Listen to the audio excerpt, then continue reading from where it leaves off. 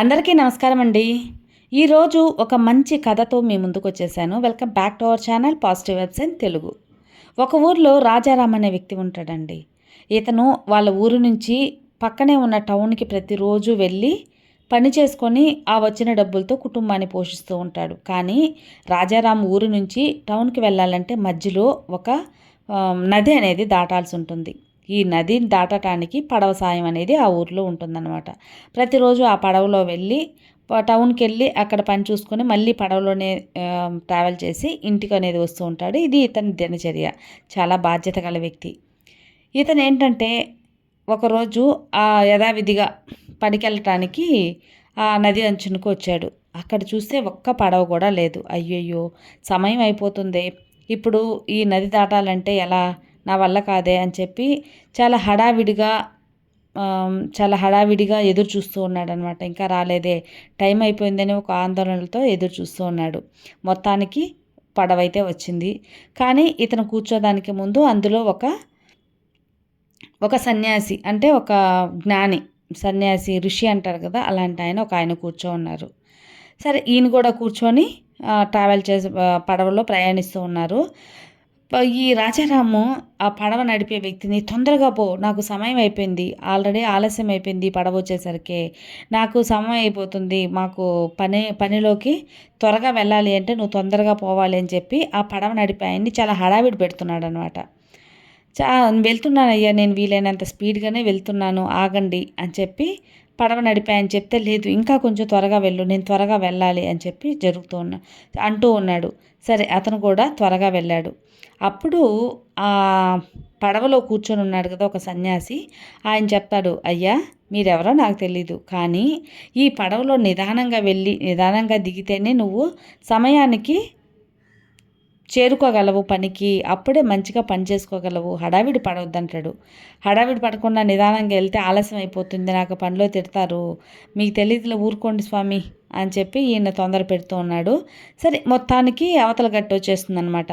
రాజారాము అంటే త్వరగా వెళ్ళాలనే ఉద్దేశంతో హడావిడిగా పడవలో నుంచి కాలు పెట్టేసి పరిగిస్తా వెళ్తాడు. కానీ అక్కడున్న ఒక రాయిని తట్టుకొని పడిపోతాడనమాట. పడిపోయిన వెంటనే అతను లేవటానికి వీలు కాదు. చాలా బాధ అనేది వేస్తుంది, నొప్పి అనేది వేస్తుంది, నడవటం వీలవదు.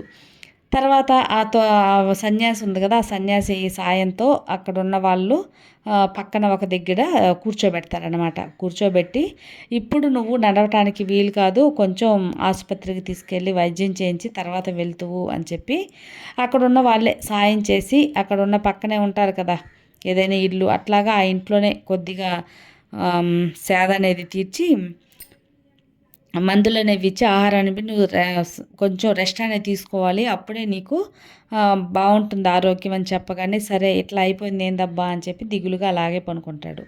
అప్పుడు ఆ పడవలో నుంచి దిగి వచ్చిన ఆ ఋషి చెప్తాడనమాట, నేను అందుకే కదా చెప్పాను, నిదానంగా వెళ్తేనే నువ్వు సమయానికి పనిలో చేరుకోగలవు, హడావిడిగా వెళ్తే చేరుకోలేవని చెప్పాను కదా, ఇదేను ఎప్పుడు కూడా నువ్వు పనిలోకి వెళ్ళాలి, సదా కృషి చేసి ప్రయత్నించాలనే తాపత్రయం ఉంది, కానీ దాంతోపాటు ఓపిక, నిదానం అనేది కూడా మీకు కలిసి వస్తే నీ జీవితం అనేది బాగుంటుంది, నువ్వు ఏదైతే సాధించాలో అది సాధిస్తావు.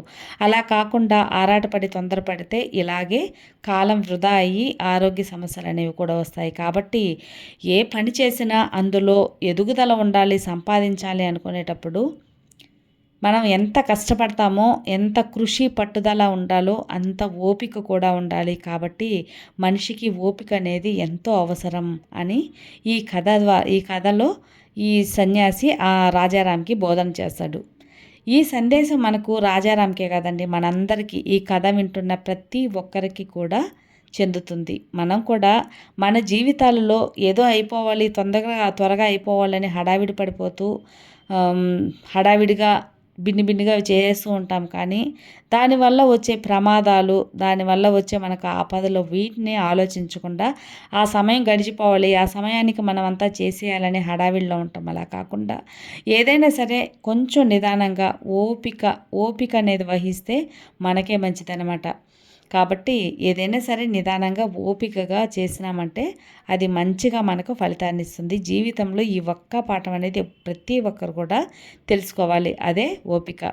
ఓర్పుంటే సహనంతో ఓర్పుతో సాధించలేనిది ఏదీ లేదంటారు. ఇది అక్షరాల నిజం. అది ఫ్రెండ్స్ ఈరోజు వీడియో. ఈ వీడియో కూడా మీకు అందరికీ మోటివేటెడ్గా నచ్చుతుంది అనుకుంటున్నాను. నచ్చితే లైక్ చేయండి, షేర్ చేయండి, సబ్స్క్రైబ్ చేసుకోండి. మరో మంచి వీడియోతో మళ్ళీ కలుద్దాం. అంతవరకు have a good day friends. Thank you for watching. Bye.